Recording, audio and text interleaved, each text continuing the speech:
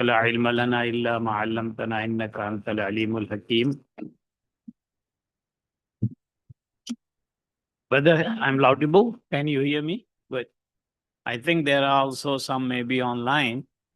So without no further delay, let us start our session because today is a Friday and usually nobody wants to be on road after 5 o'clock. So if we start on time, we'll be able to finish on time. So as we all know that we have this series of Islamization of human knowledge, and we have gone through a number of lectures in the series. So last year we have basically focused more sort of like on what I will say on the main theme of the Islamization of human knowledge or integration of knowledge. And after that, we now decided that this year, I mean 2025, we would rather like to have more on little bit, I would say, skewed into the disciplines. So initially we had in January, February, we have Dr. Fontaine, Ridwan Fontaine, Rodrich Fontaine, we call him Ridwan. He spoke about management, how to go for Islamization of management knowledge. Then we have also the speaker that time from Kashmir, forgot her name. She also tried to relate with artificial intelligence, etc. Then we have previously also lecture on other issues. So now we want to see that today we listen to him that what he has to share in terms of social sciences, and that's where the major issue actually is. So without any delay, I would rather prefer to listen Dato than I speak to myself. And I would also welcome all the participants on YouTube, Zoom, and those, of course, are here today. And Dato, maybe 1 hour would be okay for you? So Dato Ahmad Murad American would be speaking on actually the topic, which is, can you display the slide, Brother Muzammil? And then we have a question and answer session. So with that, I think nothing much to say. I feel myself like, do I need to introduce Dato to all of you? So Dato Murad actually is not new to all of us here. He has been here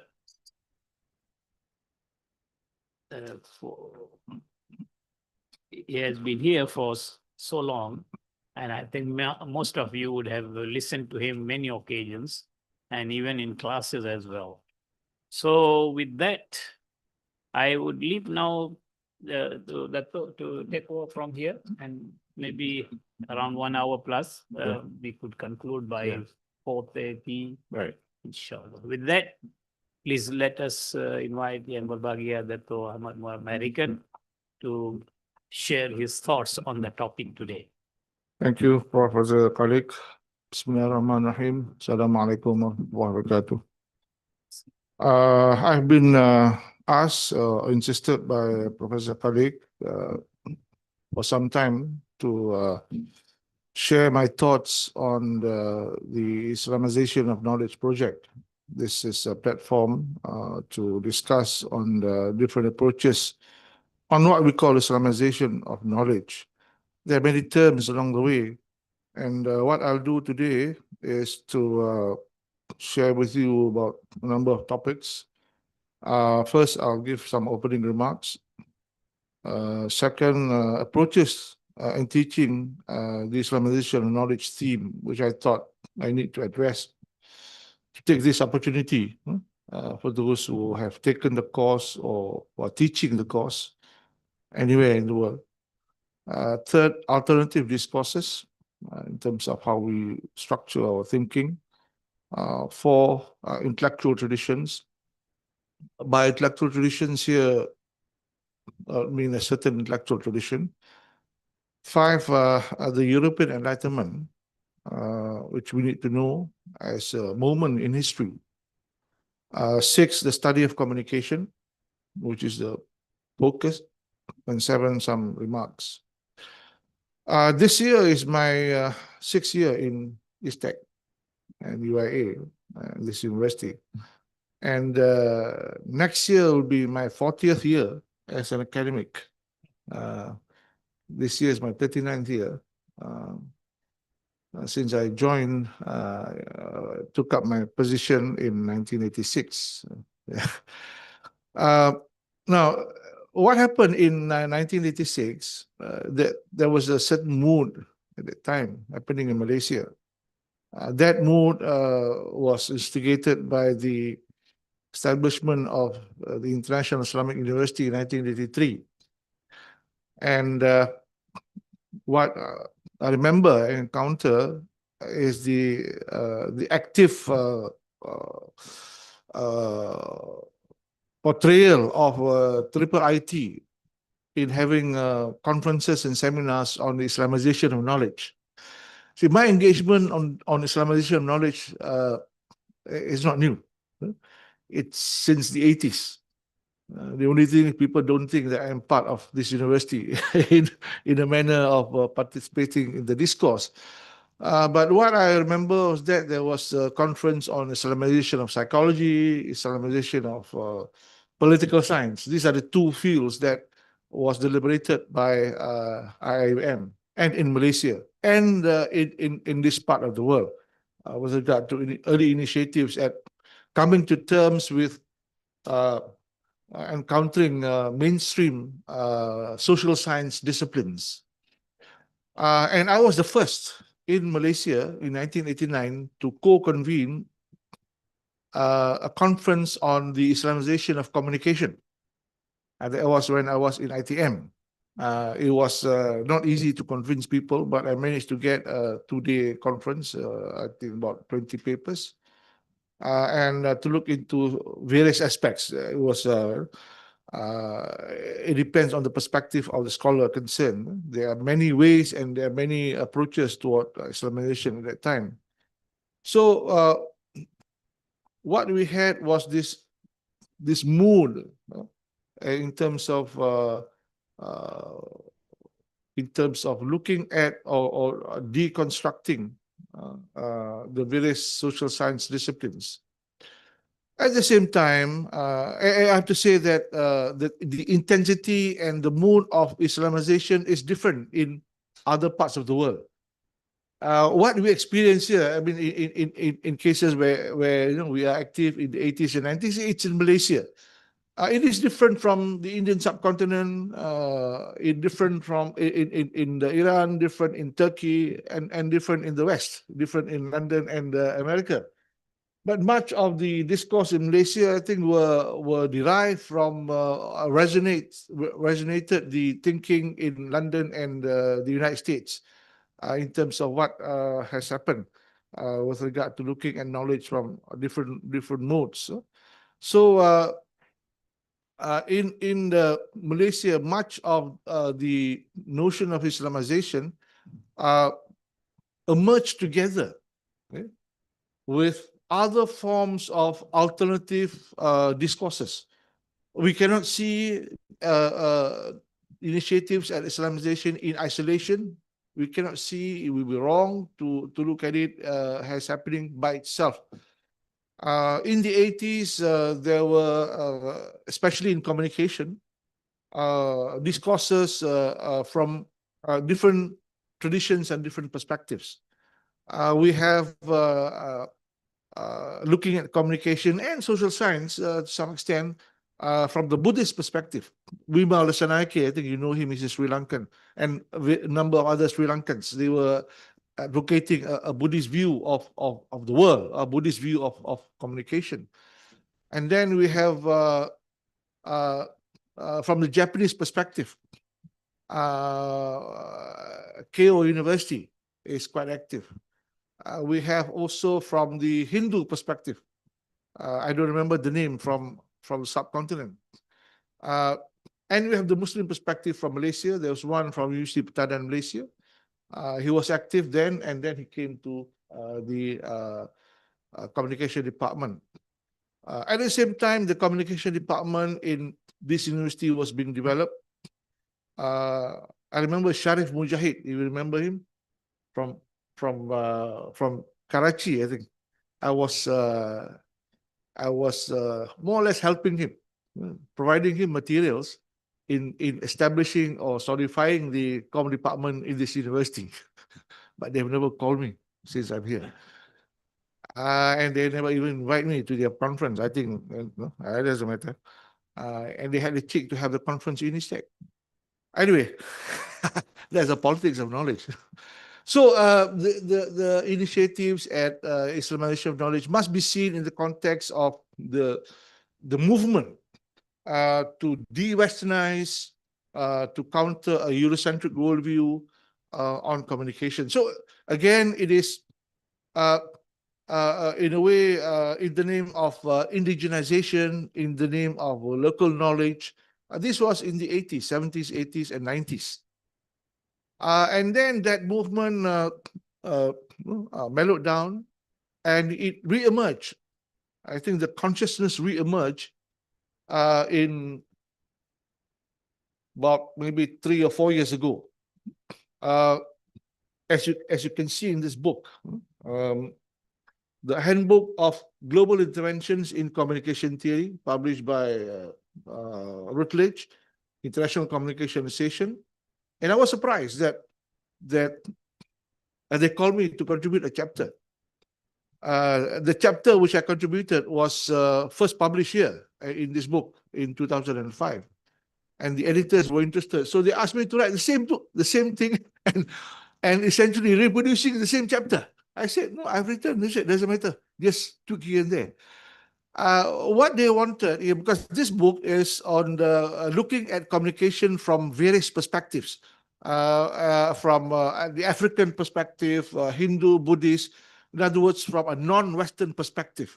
So again, what we see here is a revival, moving away from mainstream social science and communication. So I wrote a chapter on Ibn Khaldun and Al-Farabi, which I've written here 20 years ago, on how Ibn Khaldun, or how we can use Ibn Khaldun and Al-Farabi and incorporate them in the corpus of communication. In other words, looking at Ibn Khaldun as the precursor for new science before the new science began in Europe, before the European Enlightenment. And this is, again, if we go back further, it is part of my thesis in the early 1990s. The title of my thesis, I have to read, it's quite long, I tend to forget it. The title, this thesis was officially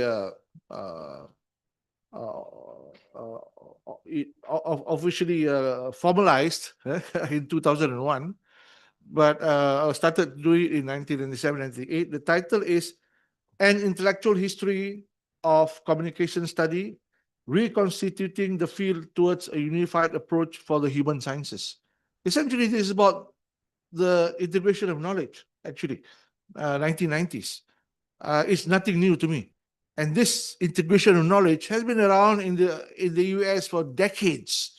What it means is that, in simple terms, I'm reconstituting the field of social science and communication and integrating together areas and teams that have not been part of it. Apart from Al-Farabi and Ibn Khaldun, I also integrated Toshiko Utsuzu, the Japanese scholar who is a polyglot. He speaks 20 languages. He teaches Russian literature and Russian. He has a number of books. I think a few of these books are Semantics of the Quran and God, Man, and the Quran. These are important. These are essential constructs of essential discourse to be taken up by any communication school in the world. Unfortunately, they have not done that. What more in Malaysia?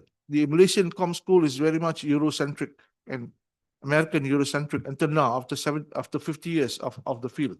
So that's the background, of this lecture and the zeitgeist in the 70s and 80s in terms of looking at things not in isolation, but within the context of the emergence of alternative discourses in social science and communication. And this happened in the 80s and throughout the 90s. Now, second is approaches to the teaching and Islamization of knowledge theme. I use the term Islamization of knowledge. I'll be using it interchangeably with Tawhidic epistemology. I discovered in along the way that I think the thinking and the teaching of Islamization of knowledge is more in terms of the how to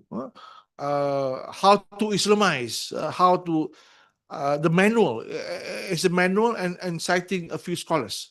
Basically, that is the gist.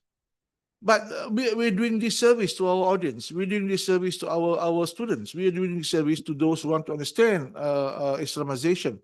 We have to look at Islamization not only within the last perhaps 500 years, but also within the last 50, 60 years in the modern period. We cannot look at Islamization of knowledge in abstract form. It doesn't exist in a vacuum. It exists in response to a certain moment in history. And again, when we talk about the moments in history, not one but a number of moments, the moments in history is important. What happened at that time, I've touched about this sometime back here, once or twice, but we have to recall that particular moment when there is a need to desecularize and spiritualize knowledge. The term desecularize and spiritualize knowledge, because at one time knowledge was despiritualized. And this happened in the 16th century, beginning with the early part of the 1500s, right to 16, 1700s, the different phases of European history. You have the Renaissance, you have the scientific revolution, 16, 1700, you have the Industrial Revolution, but in between that, you have the European Enlightenment, which I'll go through. So again, when we talk about the approaches, we are talking about the discourse. It's not a manual for Islamization, so take it and do it. It doesn't do justice. So this has to include in the later modern period, in other words, in the last 50 or 60 years, the major figures who have been advocating for this. We know Naqib Alatas, we know Ismail Farouqi, we know Professor Kamal Hassan. And these are the three, I think, that has been bandied, had been discussed in the courses on Islamization of knowledge in this university. As far as I know, I may be wrong. But I think it has to be expanded. It has to look at the discourse as a whole. It has to look at the ferment in a certain period, which is the moment of history, I would say, in the 60s and 70s. It has to look at the discussions of Talal Asad in the 60s and 70s. It has to go through the American Journal of Islamic Social Sciences, Mona Abaza, and so on. I mean, those discourses are important. Those discourses tell about the early problems and negotiation that has posited the view of Islamization of the discipline. They were talking about both in the abstract and in the contextual form, but they were more talking about the social sciences. They're talking about various social sciences and how these social sciences can be Islamized. I'm not putting a value whether this is correct or wrong, but I'm looking into the process that has taken place. And also Cantwell Smith, Isutsu, the ferment that happened in a certain geography. There was a geography, there was a history, and there was a geography. The geography was based, for example, perhaps in Washington, in the Professor Ibn Imtiaz's place of University, Georgetown, in Toronto, in London, and then it came to Malaysia. And we have also got to look into, you remember the Journal Afkar inquiry? Excellent, excellent discourse. I was stunned. I mean, it's a pity that the journal is not in our library. It's not kept in our library. I don't know whether it's kept in the Gombak library, but the journal was there, I think, since the 80s. It stopped publication in the 90s. We have figures like Aslam Abdullah, the editor. I know him. He was here. I met him. I chaperoned him around KL in 86 or 87. We have, this Ziauddin Sardar and Pervez Manzoor, brilliant, brilliant essays. I'm searching for one. He was talking about Spengler and the rise and fall of civilizations. I couldn't find that article, but I've kept copies. I don't know where they are. And this book, the title, the cover of this book, this is taken from a cover of Afkar Inquiry. Yeah, I took the visuals, I cropped, and I told the publisher to use this, because this visual is titled "The Flow of Information." I think it was in India during the Mughal period, how they were managing information at the time, perhaps in the 1700s. So again, this. So the contents and the fervor and the intensity of discussion, the sharp articulation, the incisive analysis of inquiry must be exposed to our students. The name of the journal is Inquiry or Afkar. Please look at it. Please try to find it. Try to find the library in the Gombak. I checked our library in ISTAC. It's not there.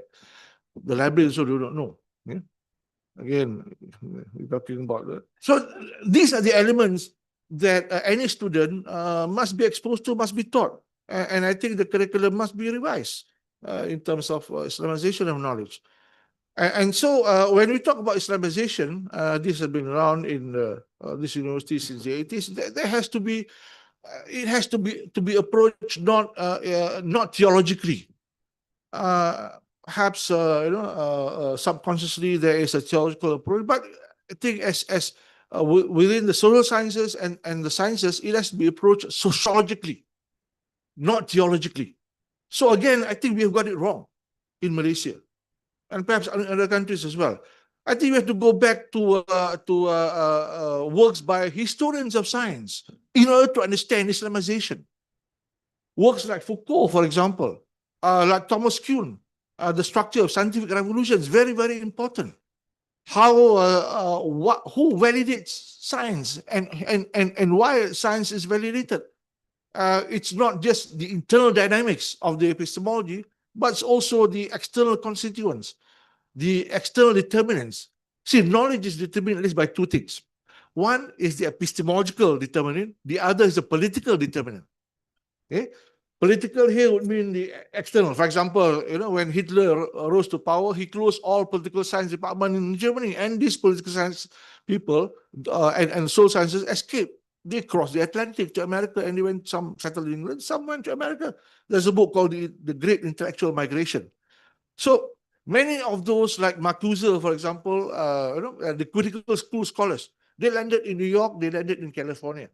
They were they were descendants of the migrants, except for Jürgen Habermas, the present representative of the Frankfurt School, whom I have denounced in my column, because he supports he supports the Israelis. He has rationalized that Israel has the right to defend himself. He did not support. He did not criticize the genocide in Gaza.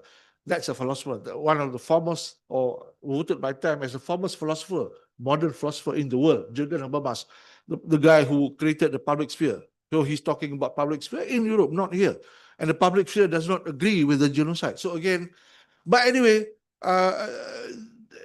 the human interest, again, for example, the Center for Civilizational Dialogue in the UM is determined by the political zeitgeist of Malaysia. ISTAC and IIUM is determined by the institution, is determined by political and sociological circumstances, not so much epistemological. Although the epistemological was based in the Mecca Conference in 1977, two papers of Sadiq Palatas were laid down and built up, and that created IIM and IUM in Islamabad and I think in Uganda, at least three, perhaps now in other places as well. So the teaching of the approach toward Islamization has to be revised and to include the discourse. Why it is so is because if you know, over the last 60, 70 years, there is a certain consciousness because this need to create an alternative form of knowledge was induced by another political. When I say political, I don't mean party politics.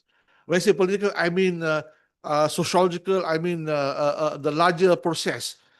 And this is the political emancipation, the emancipation and the decolonization. Looking at decolonization as a political process. Okay? The emancipation of non-Western countries, the independence. So when these countries achieve independence or began to achieve independence in the 40s, 50s, and 60s, last one would be some African countries and Brunei in the 60s, Uganda, Ghana, I think 63 and 57, Nigeria, Malaysia. So there was a felt need. Also, this goes for the North African countries, I think Tunisia and Algeria. There was a felt need that, yeah, now we are politically independent, politically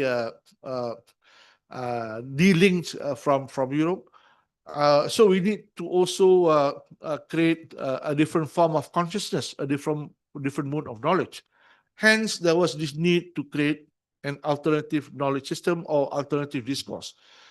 The term alternative knowledge system is very much used by some of my colleagues from the African continent. When I meet them and I ask them what do they do, they say, I'm a knowledge producer.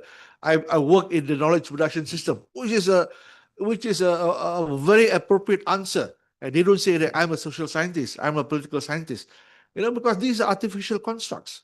And here in the non-Western world, we need to think of ourselves as a creator of these discourses, not a creator of the limited boundaries, the artificial boundaries that was created by modern social science.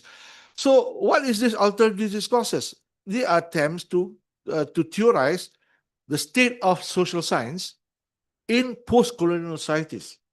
Attempt to theorize the state of social science in post-colonial societies, knowing that the social sciences that we have learned, we have taken lock, stock, and barrel. Okay, what are the social sciences? I know that even now people have this amorphous, nebulous view of social science. Perhaps it has taken a different turn. But to be precise, the social sciences is the larger discipline, meaning it assumes a system of knowledge, it assumes a methodology, it assumes a philosophy, it assumes a common assumption. The umbrella, which is the social science, and the other umbrella is the physical and biological sciences. I wouldn't like to separate them, but for this purpose, yeah, but we have only one umbrella. But we divide to two, basically, physical and biological sciences and the social sciences. And this overlap. Right? This overlap. I'll tell you later. Now, they constitute 5 major disciplines. Okay? Nowadays, people put, management, law, accountancy, and social science. I think this distorts the understanding. The precise social science would be sociology. Sociology as the queen of the social sciences, sociology. Okay? And then anthropology, for better or for worse. And then economics, political science, and psychology. These are the 5 social sciences. And these were constituted and reconstituted in the 1880s, 1890s in the University of Chicago. And this is based on the Chicago School. Some people may have different views. But the Chicago School was developed or people by migrant scholars from Germany. If you want to know about sociology, you don't read only the American sociology, you read German sociologists. Not only Weber, not only Durkheim, French, but George Simmel. George Simmel is instrumental in developing and inculcating the discipline of sociology. So you have these 5 disciplines with its own history, its own boundaries, its own territory. Okay? So it is an attempt to theorize the state of post-colonial societies, and in the attempt to theorize, scholars in the societies encounter forms of knowledge which we call by various names. One is Orientalism. I don't have to explain this. You can read Edward Said, especially chapters 1 and 2. You can read Edward Said 10 times. I think you won't be bored. I read Edward Said 5 times at least. So much so that they say that I'm a Said scholar, but not sorry, a student of Said, not a scholar. Anyway, so I'm a student of Said. I met him. Met him in 1984 while he's giving public lecture in University of Minnesota. And a number of years after that, he published the book Culture and Imperialism, which is part of that lecture. Mental captivity. Said Hussein Alatas, mental captivity. Mental captivity is one construct, but we suspect that mental captivity, Said Hussein was inspired by another person. Yeah? But nobody is brave enough to write and criticize Said Hussein Alatas. This is also another trait among Malaysian scholars. I have the book, I have written an article, but I don't know where to publish it.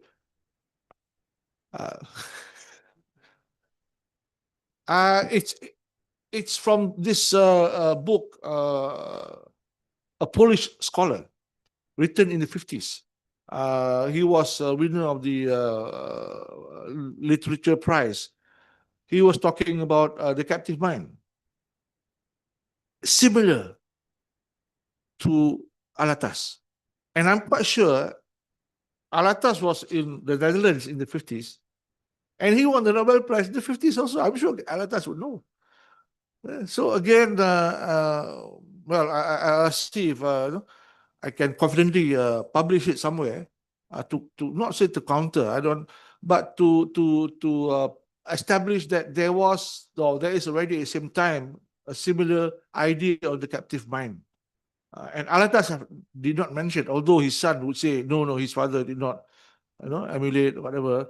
I think he has responded to one small point, but I think it's good for us to be critical of our scholars. Not only Said Hussein Alatas, but Said Naqib, Ismail Faruqi, on all. We have to be critical. We cannot kowtow to them and say that they are the infallible masters of knowledge. Exactly, yeah. But this is where I think we need to develop the tradition of pointing out their faults. In my class, I think some of you may have heard my criticism of Said Naqib Alatas. Although I'm the person who suggested the award of Royal Professor, not the minister, not the ministry, not the KSU, not the Prime Minister, but the guy in ISTAC. Yeah? And I had to fight in ISTAC with the. I have to counter with the rector at that time. The rector, they wanted to award him something else, postdoctoral and emeritus. I said, this is too low for him. Why not a royal professor? They said, there's only one. No, Quasis was one. There can be many royal professors. And then the rector got back to me and asked me. I said, don't worry, I'll get the criterion. So I got the criterion, I submitted, and then finally they asked me to write the dossier. So I wrote the dossier, submitted to UIA, and they submitted to the ministry. The ministry submitted to the Royal Council of Rulers, Majlis Raja, and they approved. So it comes from this person. And when I was reading these Facebook comments, social media comments about, oh, why there must be an agenda, why we're giving Syed Nakib the royal professorship, or the PM must have some agenda, and there's a minister must have. I was smiling to myself. They don't know anything.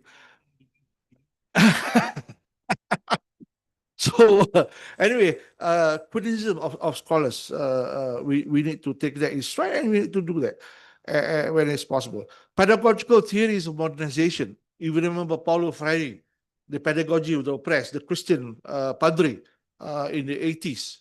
And these are important. You see, we look at not only from the Muslim perspective, also from the Christian perspective. The Christianization of knowledge happened at the same time.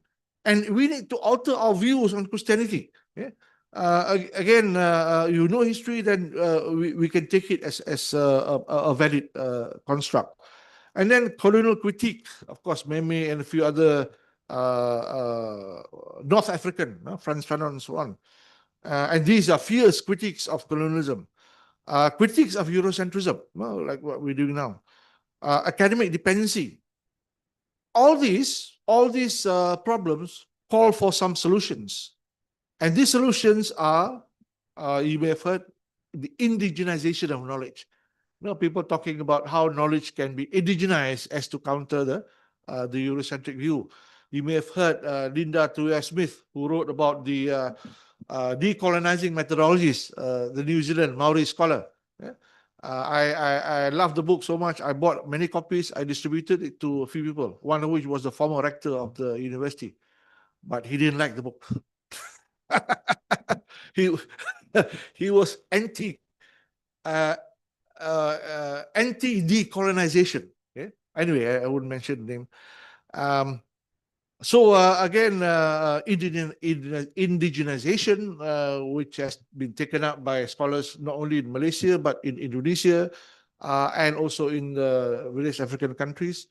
There was also a number of scholars based in I think in the eastern seaboard of America. I remember one public lecture he gave in Minnesota, 1984. His memory is fantastically photographic. He can remember every page number, every diagram, and every word. I'm amazed. So indigenous knowledge, endogenization of knowledge, and endogenous. One is indigenous, the other is endogenous. Endogenous may be akin to an autonomous tradition, like what is being promoted by the Alatas father and son. Endogenous is looking at knowledge from within, as opposed to exogenous. And then de-Westernization, which we can find in Nakib's Islam and Secularism, chapters 1 and 2. And Islamization, which you can find one or two parts of the book. But Nakib mainly was promoting de-Westernization and not Islamization. Farouqi was moving to Islamization. Syed Hossein Nas was not so much verbalizing that, but he was looking at the history of science from a non-Western perspective, negotiating with the West. And then you have the Christianization of knowledge.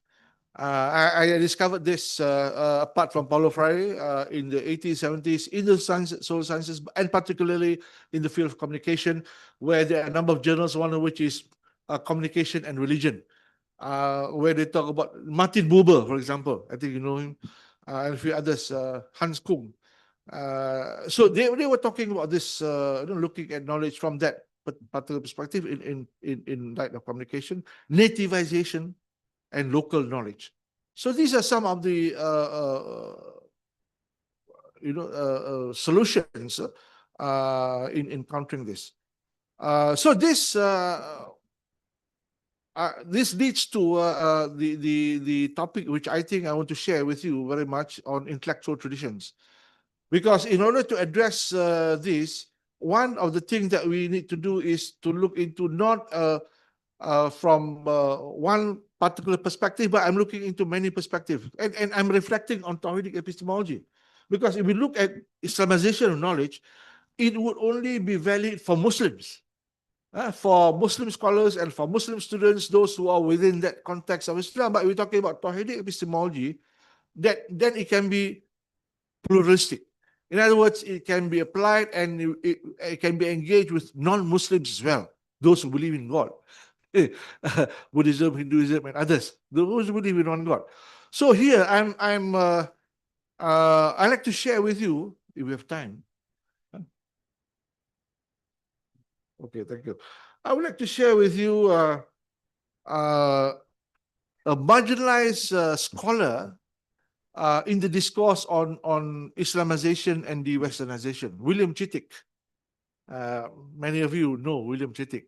He has written some gems, Sufi Path of Love, Sufi Path of Knowledge, and a number of others. But I'm quoting from this work of his, which is Science of the Cosmos, Science of the Soul, the pertinence of Islamic cosmology in the modern world. Very pertinent to us in the universities. I made a review of this book a decade back, no, more than that, yeah, maybe 15 years ago. I published it in my column. But I want to share with you what Kritik has said, and I think this should be part of the discourse. But before that, I like to refer to Said Hussain's Sufi essays, which I included in some of my works. Nas remarks that many scientists today turn to the history of science to find inspiration for new methodologies. Why I'm including this is because in one of the sessions with Professor Usman, he said that why he's proposing, not his book, this is nothing new. Actually, he has talked about Tawhidic epistemology since not only in a number of papers in 2012, but in the 1980s and 90s. One is Tawhidic science, the other is classification of knowledge. So it has been around, spanning over 20 plus years. And he talked about the new science. Muslims are good at consuming the sciences, but not classifying the sciences. And the West has done it quite well. In fact, over the last 500 years and over the last 100 years, and since World War II, they have been excellent in classifying knowledge, especially, for example, in the social and human sciences. So Nas said that looking for new methodologies in order to face certain problems of contemporary physics or biology, which are basically related to the problems of ancient and medieval sciences. We find the recurrence of these patterns and problems in a field which is most changing and fluid. This is yet another element of permanence in science itself, despite the fact that it has turned its back on unity in order to study multiplicity and ignore the principle while trying to analyze the contingent. This is a classic Nas statement. Unity, multiplicity, principle, and contingent. If you read his book, Islam and the Plight of Modern Men, I think in 1977, the main thesis of the book is the center and the rim. So we have moved away from the center. We are in the rim of existence, not the center. And the idea of evolution and de-evolution, actually. Nowadays, when we talk about devolution, people will think of devolving power. No, it's not that. It's spiritually, and intellectually, we devolve. We have to devolve. If you go to the Hajj, if you tawaf around the Kaaba, how do you tawaf? You tawaf anti-clockwise. In other words, to me, when we tawaf, we devolve. We devolve and we expunge any existence or any artifacts or any material or non-material things around us. So again, devolution is an important aspect of knowledge as well as the spiritual. And in the built environment, see, if we evolve, and evolution here may mean taking into account the existence of skyscrapers and buildings. If we are in the middle of skyscrapers and buildings, we will be shadowed by this built environment. So sometimes it's good to run in an open field, have the openness of the environment into you, and you devolve yourself. That's why the tawaf is important. is not just the physical tawaf. It's not just baca doa during your tawaf. It's the consciousness that you are devolving as a human being. So, in similar vein, Chitik, in reflecting on the characteristic of modernity, by which he means the thinking and norms of global culture by which we live today, argues that whatever characterizes modernity is not Tawheed, but the many. The opposite of Tawheed, the literal opposite of Tawheed, the making of many things. In other words, the devolution of from one to many. So this is another sense of devolve. And this can be understood to mean that asserting that the gods are many. Indeed, Chitik reminds us that the only universally accepted dogma in the modern world is the rejection of tradition, where the great prophets of modernity, Descartes, Rousseau, Marx, Freud, and many others, hundreds of prophets. You care to read European history, you will come across Montaigne, Auguste Comte, Henry Saint-Simon, and many others. These are the gods of modernity, followed by a variety of gods, but they all agree that the old gods were no longer of any use. In Islamic view, God's prophets share Tawheed. The prophets of modernity share Taqdir, the opposite of Tawheed. One can only reject God's unity by inventing other gods to replace him. So in Islamic theology, God is eternal, always been, and always will be. In modernity, gods are new. They have to change or modify frequently. Think of a thesis, the premise of a thesis, and what your supervisors and your examiners will ask. Anything new? Yesterday and the day before, I had Viva. I'm internal examiner. And yeah, I did not ask, but they will ask questions. Anything new in the thesis? I think this is another thing that we need to be careful when we ask. Okay? We always want something new, even in the thesis. Don't tell me we have hundreds of thousands of theses produced. Generally, what is new in the thesis? Again, we have to be honest to ourselves. The new is always preferred over the old, like the modern university, where professors often have to comply, are coerced, those are my words, to adopt the latest theories or use the most recent works over 5 years, which is the mantra in their syllabi, papers, and their students' thesis. So you must use the latest 5 years reference in the syllabus, in your papers, in your thesis. This is the orthodoxy of modernity. Yes. This kind of novelty is always to be preferred too in academia. Originality thus becomes the false religion in the guise of the new. It's a false religion. When you embark in a field of study or initiate yourself, and I always say, I tell myself, when a student initiates him or herself in a course every semester, he or she is initiating into a new religion. And that's what it is. And here I'm looking at religion in a positive sense. Religion, it's a religion. I mean, religion appears every day, especially in the age of AI. Every day there's a new religion. So again, I know we need to distinguish between the false and the new. So the problem is not new, but the absence of thought of what we are doing. Tawhidic epistemology, and I will come to the term, is a critique and strategy in response to those who think they know but do not know. Chitik calls this compound ignorance. If ignorance is not to know, compound ignorance is not to know that we do not know. Academic and Muslim academics, too often, many of them, do not know the premises of their academic disciplines. This is, again, another thing which I'm addressing all university scholars. We are not confident. In fact, we are ignorant of disciplinary critique. Okay? We only know how to teach, and we only know the territory of our disciplines. We fear to develop a disciplinary critique of our own field. In other words, if we are in political science or sociology, we fear to criticize sociology. We think that sociology comes from heaven. The territories are defined. Therefore, it's sacred. And therefore, it cannot be desacralized. This is the problem with Muslim academics and academics in IIUM and other universities in the Muslim world. So again, that's why we take sociology ad infinitum, whereas the West has developed. The West has created, and this is where I know I want to explain to you about this post-disciplinarity. Post-disciplinarity is not interdisciplinarity. It is not multidisciplinarity. It is not transdisciplinarity. It is an approach that devalues disciplines.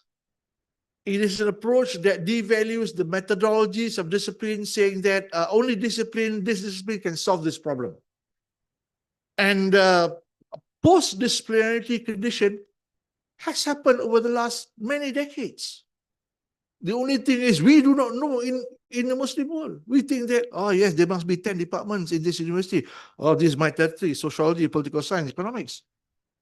But post-disciplinary condition, and this is what I wrote in 2005. Look at my last chapter. Anyway, it's promotion of my book. You can go to ISTAC-IIUM and get a copy. Yeah, can, no problem. I think they are given discounts. And this is what, 20 years back. So maybe you can get a 20 ringgit. I know, but it was sold for 35 or 40. I think now 30. Anyway, last chapter talks about a post-discipline condition on communication, the field of communication. In other words, it is, I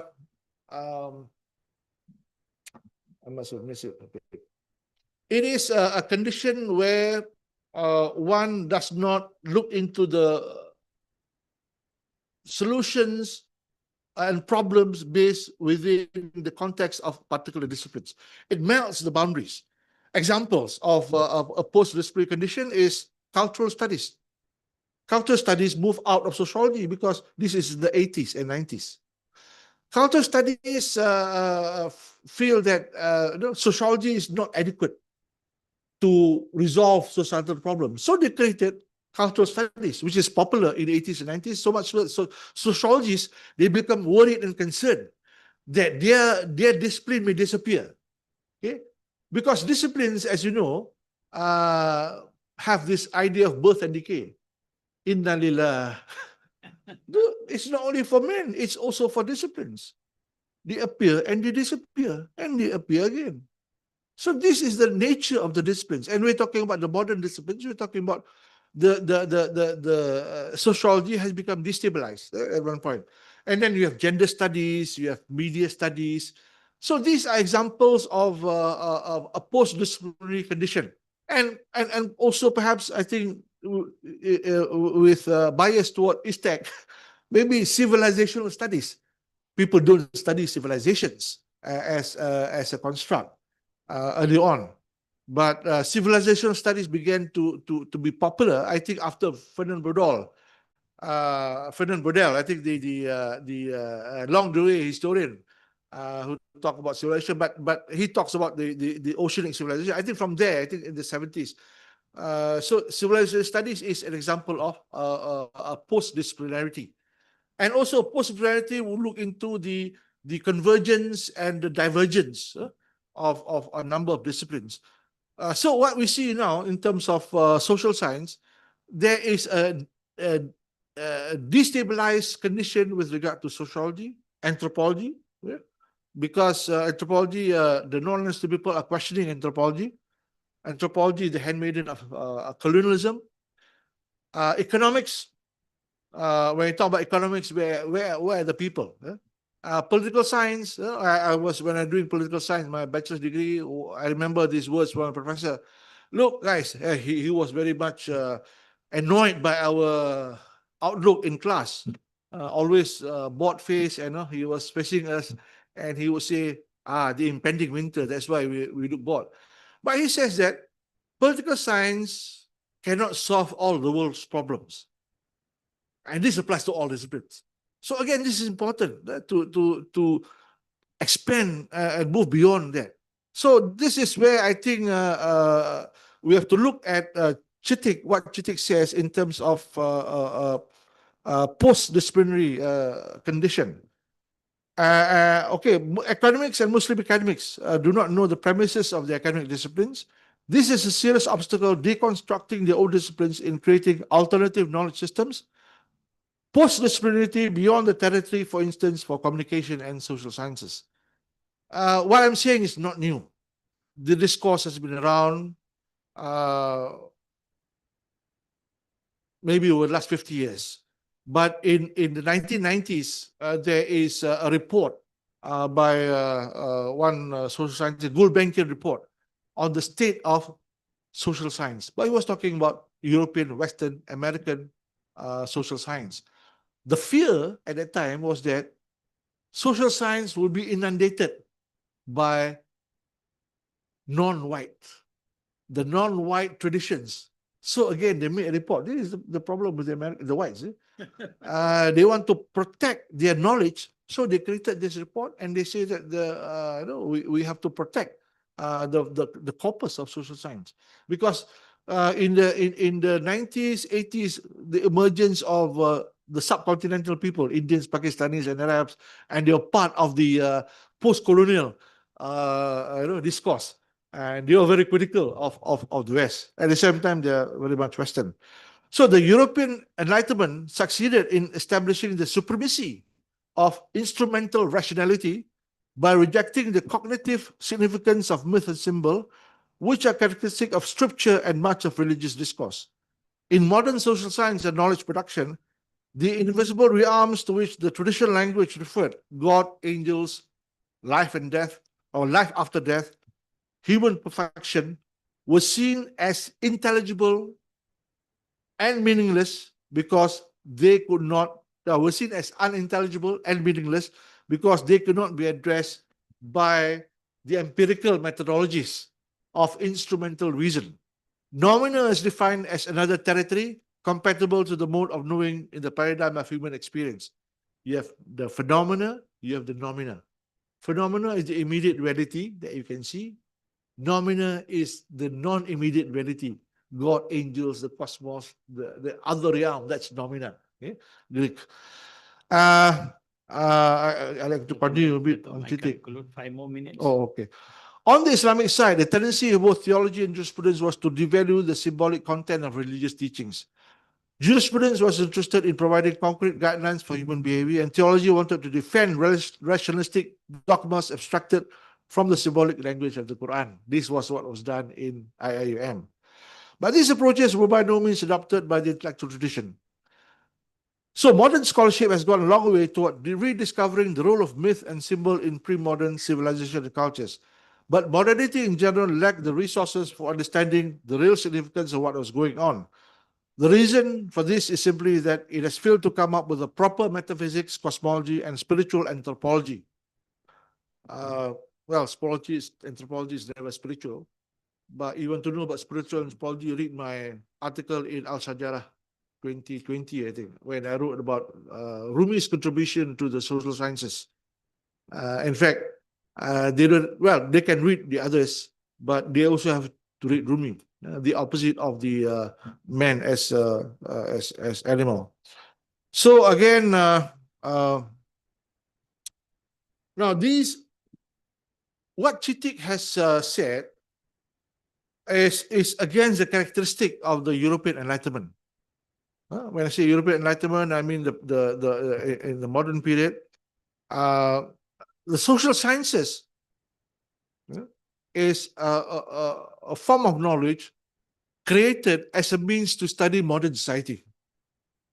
Now, Rumi has, Ibn Khaldun has really, he was an early,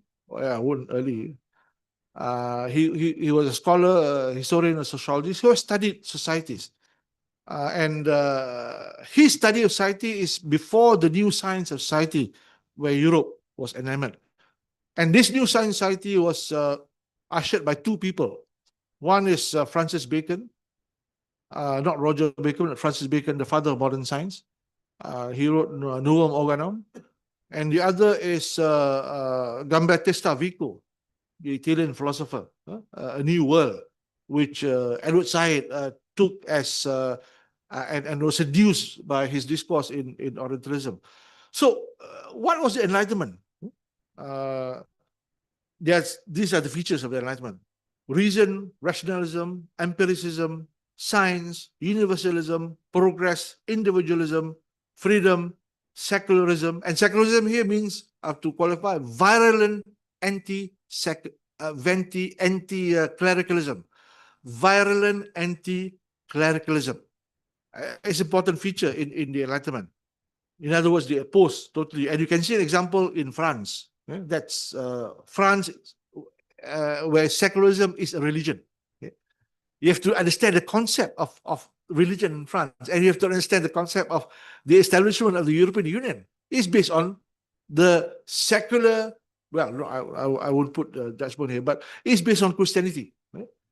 Opposition to traditional religious authority.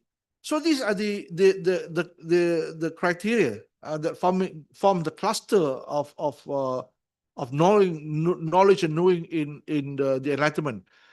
And you can put it also another way. It's a bundle of ideas, intellectual movement, institutional centers, publishing industry, intellectual fashion, belief system, worldview, zeitgeist, history, and geography. So what we are doing now with regard to advocating for an alternative discourse, and moreover in the Islamization of Knowledge project and in the Islamic authoritative epistemology, is to counter this. Because again, we need to be conscious that in the equal terms as such, there was also a geography and history of Islamic science. There was also a geography and history of Islam and knowledge. There was also centers of knowledge production. If the European Enlightenment, the centers of knowledge production were Paris, London, Edinburgh, Amsterdam, in Islamic culture, perhaps Basra, Baghdad, this Damashq, Medina, and Mecca, as such. But we have not seen it that way. Yeah? We have not established the geography, which is very important. I think Ismail Faruqi has done quite well, and he knows, he realizes that when we worship, when we are conscious, geography is important. And what happened to me personally when I was in doing my Umrah, I was at Arafah, I think at Mina. I saw this small dome where Ibrahim sacrificed Ismail. I learned that early on. I learned that first in my history book in Form 4, 1967. There was a photo of Ibrahim and Ismail sacrificing. That was history book in colonial times. So I remember that. and then after that, yeah, we heard discourse. But when I saw the place, the geography, the exact location, because to me at the time it exists in some amorphous time and space. We don't know. But when I saw that, it gave me another dimension to it. So again, when you talk about worship and believe in God, although God is, you can believe in Hamzah Fansuri or Runuri, but geography is important. Of course, Hamzah Fansuri says that he went everywhere, he cannot find God, and he found God in himself. That's also geography. So yeah. So yeah, give me 2 minutes. So the Enlightenment and the geography of Enlightenment. Now let me so the field of communication is again another it resonates a post-disciplinary condition. Although those in communication, those in the department would say, oh, this is our territory, this is a discipline. No, communication is not discipline. Communication borrows from other disciplines. It borrowed from mathematics, biology, physics, chemistry, sociology, anthropology, economics, political science. It borrows from so many. It is an oasis of knowledge. People travel through the desert, they found an oasis, they stop for a while, and then they move on. That's what we can analogize in terms of communication. So let me do justice to what I have rendered.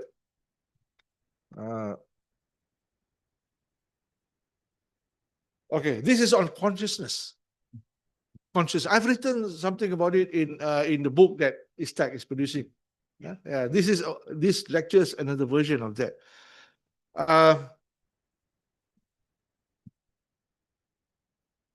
The realm of consciousness embodied by whole cultures, civilizations have thus been disconnected to the discourse on the human sciences. Knowledge, like any other entity, is an extension of man, like philosophy or technology. When you talk about technology, it is an extension of man. This is an extension of man. Sorry, I'm picking up my phone. This is an extension of man. But the greatest extension of man, in the way that it is not an extension, is artificial intelligence.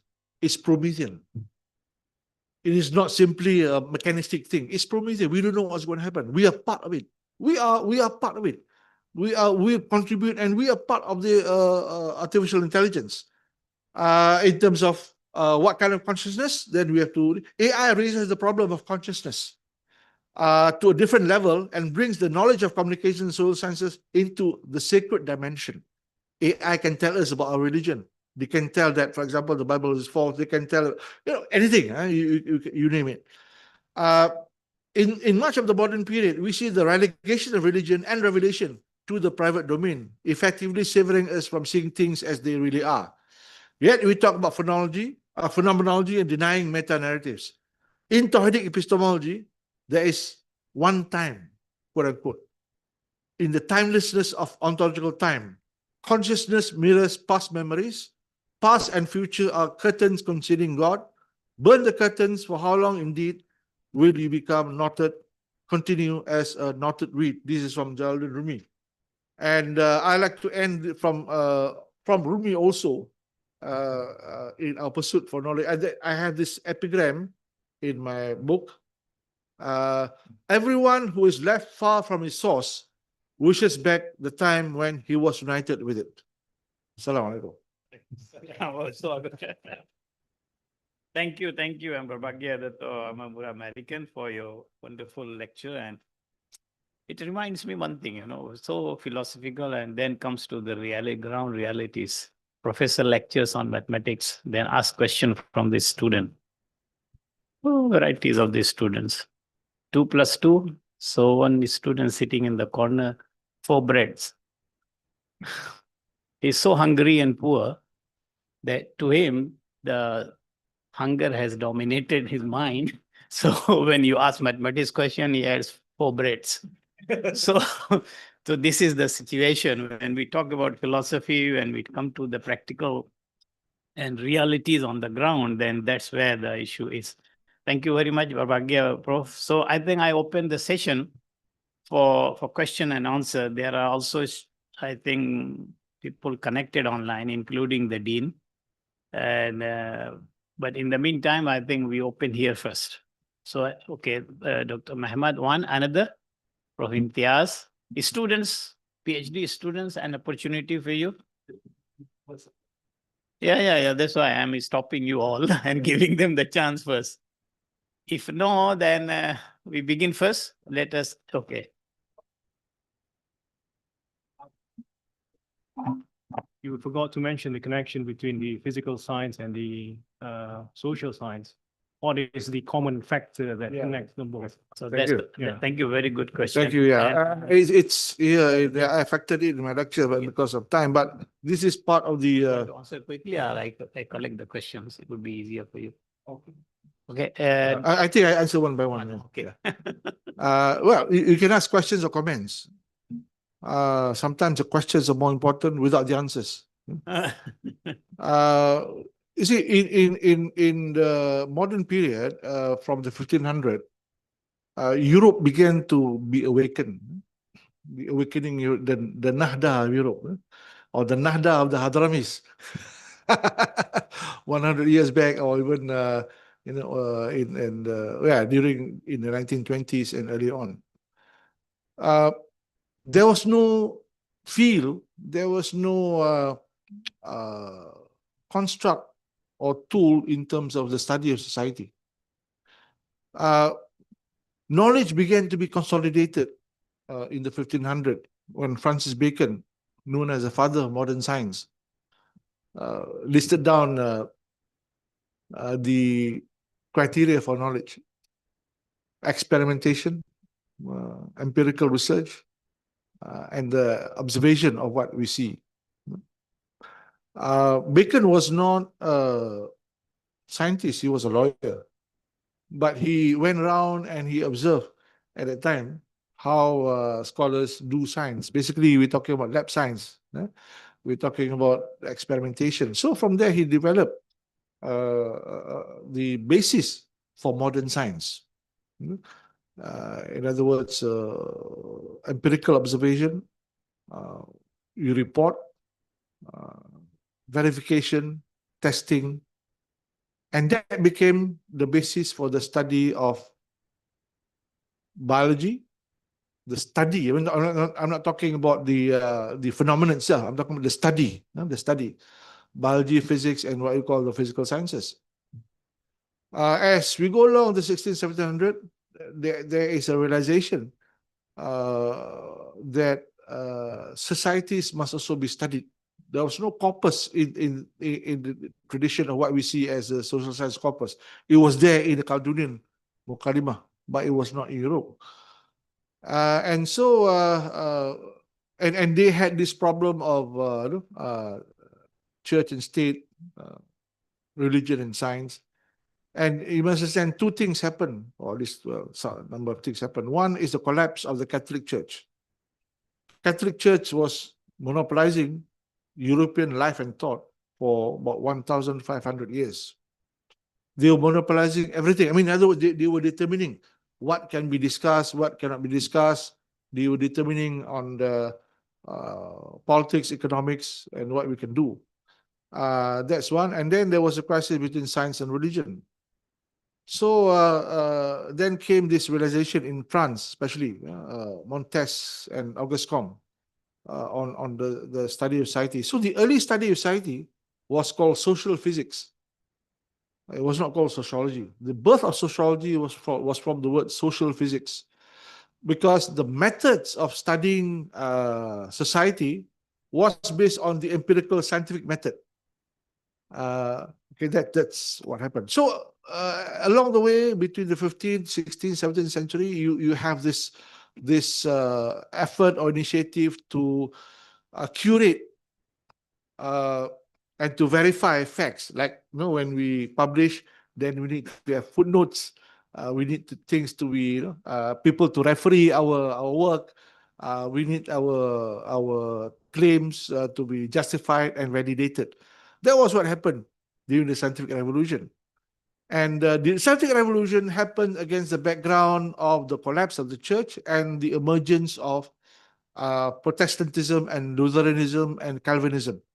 In other words, the collapse of Godhead and the emergence of relativity and secularism. So secularism as an institution happened with the fall of the Catholic Church and the rise of Protestantism. And this is when facts are devalued. Okay? Facts are devalued means that this is when revealed knowledge is rejected. So I'm moving ahead. Okay? But that overlapping was from the social physics side. That overlapping came from there, and the rejection of revelation also is a result of emulating or looking at the study of society from a science perspective and methodology, because science cannot, or the science reasoning and rationality cannot prove the existence of phenomena, cannot prove the existence of God, the angels, and the prophet. So what happened was the rejection of revelation. So that led to that. And that's why we are responding to that rejection of revelation. And that's one in terms of overlapping. And you can also see that, I don't know whether some of you are exposed to organization theory. Have you studied organization theory? Yeah. Yes.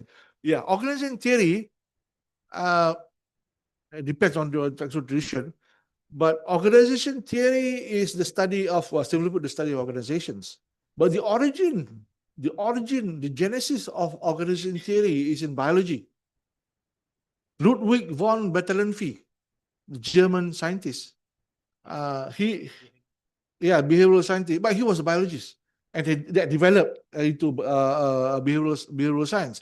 So he was looking at biological organisms. He was looking at cells. He was looking at different organisms, and within any biological organism there is a system.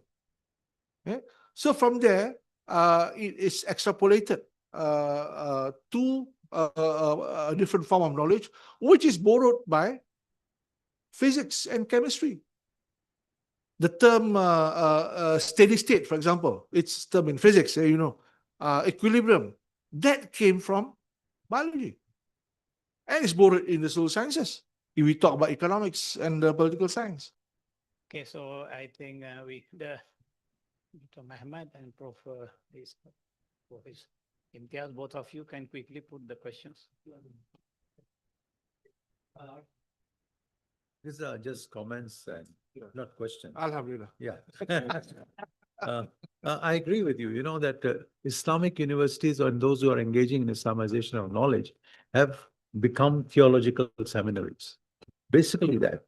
There's a deadlock on Islamization of knowledge. Be it natural sciences, social sciences, financial studies or whatever. And we end up, and even the students are ending up sermonizing instead of seeking knowledge, as you said. I go and look at this journal, this and that. So my first question is how to break that. The second question is in related to the, no. The second is the Viva we attended under Dr. Mehmet. Very good work, excellent work, which exposed that unsecularity as the basis of European Union. Okay, and so if Chitik is using the word compounded ignorance, I have been saying this, but I've not written about it, is that today Islamization of knowledge or Islamic universities have got into a deadlock of compounded jahiliyyah, which is AI and all of this, and it's very hard to break this. So how you recommend? Yeah. Thank you, Prof. Yeah. Yeah, quickly. No, because we don't have time. You will be left out. Okay. Never mind. I'll go first. Yeah. Important question, which since I'm here and before I joined, I've been advocating for this. I find that this is a scenario in this university. And I've suggested that the approach, as I've said, sociological and deconstructive. In other words, if we look at deconstruction as a methodology, this was what Muslim scholars have done during the time of 1500 or early on, 1100. They deconstructed Greek knowledge. And from there, they reconstructed. So, but here, we do not adopt that methodology. Second is that we need to look at Islamization not as a monolithic project. It is complementary to other traditions. In other words, ultimately in the world, there'll be many knowledge traditions, and Islamization or Islamic knowledge or Islamic perspective is just one of that. Okay? We have to be cognizant of approaches in Buddhism, Hinduism, indigenous knowledge. These are we cannot expunge these. We cannot say that these are not valid. These are as valid as Islamization. And when I say that, I may be caught by Jakim. But this is where I think it's important for us to deconstruct and perhaps look into that Tawhidic nature of knowledge. Again, due respect to Prof. Osman, I think he has done, early on I said, an extended vision of Islamization, but it seems that it is an extended vision as well as a vision that allows space for multiple approaches toward knowledge creation. And this is how we have to teach. In other words, the approach is sociological. This is what this university and other universities must adopt. I think this is where the organizational theory comes in. That book freeze. We are frozen into a kind of mindset, but to knock it out, unfreeze it, and then refreeze it back. So this is where the process of True, the true. And one more thing. We need to reread the text. For example, I've been saying this for umpteen time. Economics. Now, you are Professor Aslam, he's not here. He has written, no, recently he has written a book on Civilisation of economics and this economic theory. And I've said it in public.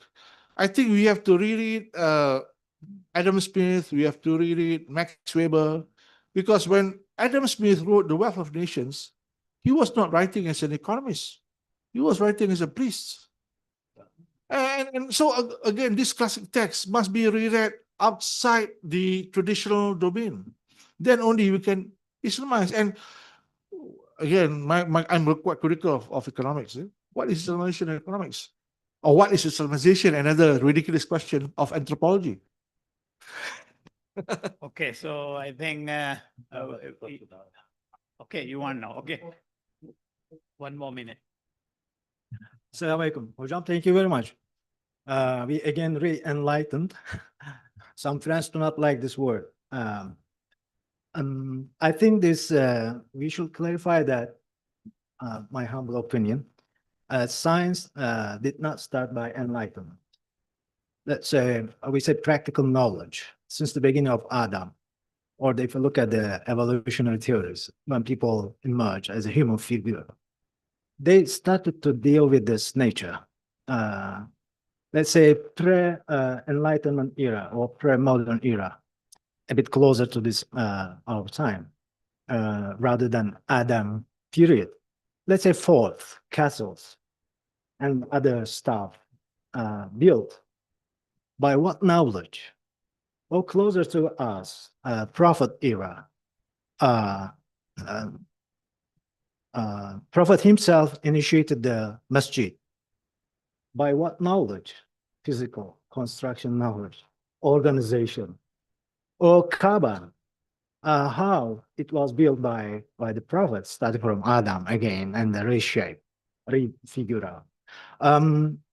But the modernity is something unique in terms of reshaping the minds of people and the reshaping of the environment, material environment and social environment. Yes, biology is the first because we are human beings. Even sociologists start by the economy. If I'm hungry, I cannot study, I cannot develop philosophy. Very basic. Or organization, we look at the ants. Every primary school gives examples, right, to the school children, but you cannot be still far from this ants organization. This is one thing. Second one, Islamization, as we the products of Mustafa Kemal, do not understand this business. Many Turkish, I'm sorry, very good job. Many Turkish students over here, including our former prime minister, I haven't heard in Turkey before coming here any discourse, any ideas developed around this concept, either borrowed from Nakib Alatas, either from Farik Hoca, but Farik Hoca's cultural atlas is famous in Turkey, many times republished because of its cultural things, not the philosophical, but it includes, of course, philosophy. But again, Islamization in another form appeared in the late Ottoman era. Let's say what the Tanzimat suggested us, reform everything. So ulama, some of them, brilliant one, reformed the madrasa. And when we come to Mustafa Kemal's era, Imam Hatib, it's a kind of Islamization of Turkish society, but mostly closer to not the philosophy, but the practical things, because challenges coming from this materialist or the secular, not secular, like ideology. Probably Islamization is a terminology, I'm not sure, borrowed like Alatas Hoca, Hussein Alatas Hoca, from someone in the West, because these names, let's say Fanon, let's say Malik bin Nabi, let's say Nakib Alatas, let's say Hussein Alatas, all these figures studied in the West. They learn something. I don't think that this is a unique aspect developed in Malaysia, in Pakistan, in somewhere in North Africa. But my perception is that the West always evolving. Even today, we say the Western civilization collapsed down, declining. No. Definitely no. They are evolving. Yes, they are, since the beginning, anti-enlightenment movement, anti-reform movement. Even there were clashes, we know, wars, hundreds of years. But it doesn't mean that enlightenment lost its spirit in the West, but it evolves. That's why re-Christianization, desecularization, or post-secularization developed, discussed in the West, then we borrowed. This is another thing. Third one, probably our students. Recently, I come across a very critical perspective. They say, we don't like sociology. We don't want to study it. They challenge, not to me, but the science itself. Yes, definitely. So this is what Prof. Imtiaz Hocam said. As the advocation your stance, this university or the similar higher education institution became a deadlock somewhere. Why? Because we are far from Ibn Khaldun. I ask why there is no second Ibn Khaldun Islamic world after 100 years, after 200 years. Ottomans kept in the libraries, but the French discovered, reinterpreted Ibn Khaldun's book. Sociology, yes, but again, sociology itself, like biology, evolving itself, not the standing whatever advocated by Karl Marx. There are multiple types of Marxist students, Marxist schools. Even they challenge mostly the Marxist ideology, but the core aspect is that understanding of society, understanding of human relationship, many things coming from this idea. This is the one. Civilizational dimension, I think, you mentioned the Braudel, Hocam, yes. But Braudel is the product of this Anal school, right? We know. The late 19th century, early 20th century. Again, they revisit their own history, their own civilization, looking at the long duration, not the 1 year. Yes, yeah. And the Mediterranean taught us many things. And I can mention his name, late Anthony Reid, moved this historical perspective to Southeast Asian studies. Looking at the 14th century, 16th century is very nice two-volume book. Very nice. Yeah, Brodelin, yes. He 2 weeks ago, he passed away in Canberra. By the way, I wish to mention his name.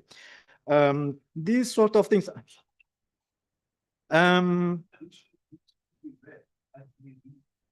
Yes. But people do not know.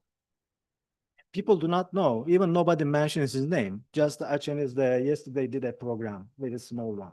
But he is the caliber Braudolian historian in Southeast Asia, Indian Ocean, Malay Maritime, everything. And some others, Andayas, for instance, like some other names. Yeah. Yeah, okay, John. Last one. Yeah, the last thing is the creation meaning. Enlightenment was a point, a period in the history, long history of the West. And they, as happened before, because we always refer to Hellenic world, then Roman, then Christianity, then Enlightenment. But these are the main columns of the civilization. There are multiple smaller developments. So all these attempts, intentional creation of meaning. And this meaning we can observe definitely in sociology, in Max Weber. We don't mean that when we study sociology, we will become Marxists, we will become capitalists, we will become something. No, I guess, because even in Turkey and similar countries, high schools, once they teach students philosophy, sociology, then they close it. Why? Because you will convert yourself to Marxist or socialist or whatever. Because of the ideologies interfering much the scientific area. You mentioned, Hocam, rightfully. Why deadlock? Because it is politicized probably. Nike Hoca proposed something very intellectually, but some people utilize it practically and feeding the politics, then finished university finished, the science finished, I guess. So the last thing is that meaning, creation of meaning, very important. Science aims to create meaning. It doesn't mean that create something like Allah or God, but Allah gives us the something unique, is that a ration, a reason to create meaning. Thank you very much. Thank you very much. So, Brother Muzammil, can you unmute Prof. Aziz? He's waiting. He wants to. Because what you said. Yeah, what you said is exactly. There was one student, he wanted to write his thesis on Catholic social teachings as a mission for in Bangladesh. And he was not allowed to use the word Catholic social teaching in the title because they say it will seem that we are promoting Catholic social teachings. Here, yes, before when I was here. Yeah. Okay, gentlemen, so we have to be Muslim to observe the time. So in that case, I think we are towards the end of the session, and that too maybe a couple of closing words and last word of wisdom before Prof. Aziz comes in. Thank you. Well, thank you very much for your attention. This discourse is probably an introduction to create a consciousness on the different modes of knowing. We know only two modes. One is the positivist mode, the other so-called the Islamic mode. But there are other modes, and we have to place Islam, and we have to place the present discourse on Tawhidic epistemology as one of the many modes. It complements the many other modes of knowing. So I think that's basically what I have to say. Thank you very much. Okay, thank you, Yang Berbahagia Dato, for your wonderful lecture and also the observations just now. Very good by Prof. Imtiaz and by Dr. Mahmoud. And I think that's it. And we may need to meet again. Prof. Aziz, yeah. He said he's connected and he will. So, Prof. Abdul Aziz, now is the time for you to conclude the session with your what you call closing remarks. Assalamu alaikum wa rahmatullahi ta'ala wa barakatuh.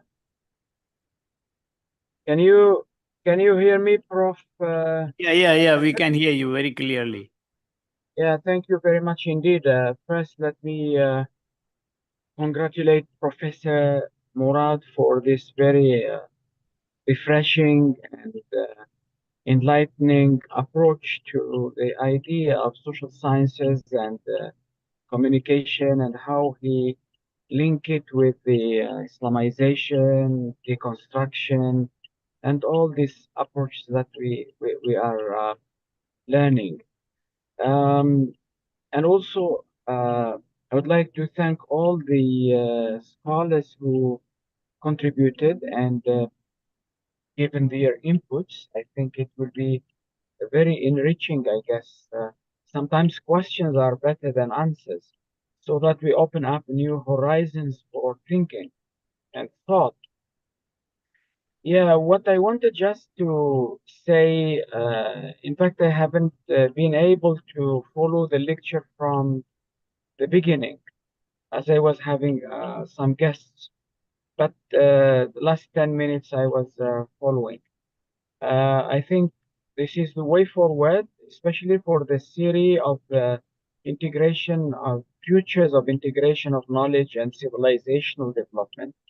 That's the way forward. We need to go more deeper in addressing the issues of knowledge, the issues of civilization, the issues of communication, the issues of philosophy. We need to go deeper. We need to move from just touching on the superficial aspects of these scientific activities, scientific processes. Islamization is supposed to be a scientific activity, supposed to be a scientific activity that is subject to an epistemology, subject to methodology, subject to principles of thinking and thought, not just some kind of impressions writings here and there. Things are scattered in different places, but we don't have an epistemological, methodological system that helps us all think in common language, in common terms and terminologies. We create some operational definitions and ideas that help us to think in a common ground. If you look at the contributions of many of our scholars, the last 60, 70 years, you will find each group or each even scholar creates his own terms, way of looking at things. It's all good, but we need, as a scientific activity, we need to come to certain common grounds on what type of epistemology or even Tawhidic epistemology, what language, what terms, what principles guide us when we deal with the phenomena of knowledge creation or knowledge dissemination or knowledge deconstruction or knowledge synthesization. We need really to move to a level where we create a common language. We can differ, but there is an approach, there is a manhaj. Like, for example, can I say after 40 years or 50 years of Islamization of knowledge, have we developed a school? We call it IIUM School of Social Sciences or IIUM Theory of Islamization of knowledge or integration of knowledge, IIUM School of Thought. So that's, I think, the next mile that this university and the Ummah needs to take so that we reach a level where we have paradigms. And we implement the paradigms from A to Z, not parts of theory. Someone will give you this little knowledge on the Islamic epistemology, that one will talk, but the things are scattered. In the West, there are paradigms. Whether you talk about cognitivism or structuralism or functionalism or gestalt, there are paradigms functioning. It's a scientific activity where people, they use a model and they get implications and applications and then they reevaluate and then they move forward. So I think, Prof. Khalid, I would like to thank you very much for keeping this momentum of the your series, and we need to invite more great scholars, and we need to have an objective, a strategic objective. Where are we heading to? What model? What if we have an epistemology? How do we apply it in analyzing political issues or economic issues or social issues? And I think this cannot happen if we don't develop the Quranic epistemological methodology, which links us all to the Islamic paradigm and helps us to analyze in whatever field, whatever issue, and whatever phenomena. So, in the end, one more great congratulations to Prof. Murad, Prof. Khalid, and all the team who attended today's lecture. Please keep the momentum and go deeper so that we can move this project of the reviving of the Ummah through knowledge and methodology. Assalamu alaikum wa rahmatullahi ta'ala wa barakatuh. Thank you, and Bhagya Dean. So, brothers and sisters, we come to end today, and now we are just, I think, we started 5 minutes late. Now we are closing also 5 minutes late. Otherwise, Alhamdulillah. So we look forward for the future discourse on Islamization of knowledge, and I feel as if like 1.5 hour session or 2 hours even, not going to be really making some concrete resolutions and some concrete outcome out of it. Maybe we could have a 1.5 day seminar or 1 day, 2 days conferences to look deeper into it. With that, I would invite all of you to have a round of applause for our speaker, Ember Bhagya Dato Murad, for the lively session. And with that, let us recite Suratul Asr. A'udhu billahi minash shaitanir rajim. Bismillah.